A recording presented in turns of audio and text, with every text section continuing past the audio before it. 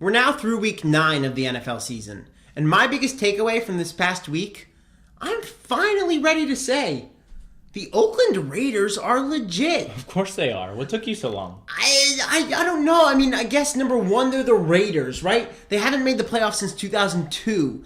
Number two, they've been beating teams like the Buccaneers, the Jaguars, the Titans. They just haven't had that signature win before this week. Now, of course, they beat the Broncos. Not only did they beat the Broncos, though, they put up 30 points on the Broncos.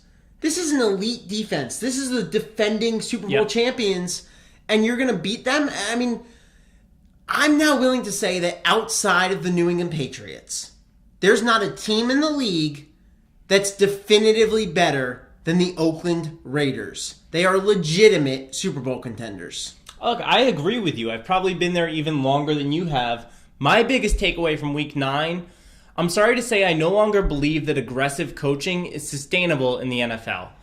Specifically looking at Doug Pederson from the Eagles-Giants game this past weekend, after the game in which Pederson multiple times opted to go for it on 4th down instead of kicking field goals, the majority of fans and even players inside the locker room came out criticizing Pederson for that aggressive style of play. Malcolm Jenkins, right? Right, one of the leaders on the team. Yeah.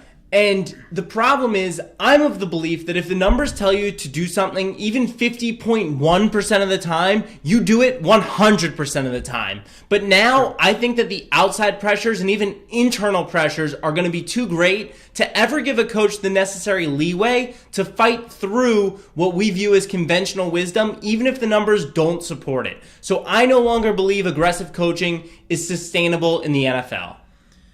It's interesting to me. I mean, 1 week after you supported Coach Pederson in that Cowboys loss, just want to be clear, are you now doubling down and saying, hey, no problem with how he coached this Giants loss? Look, I support the way that he coached in the Giants loss. What I don't support is the outside reaction to that coaching.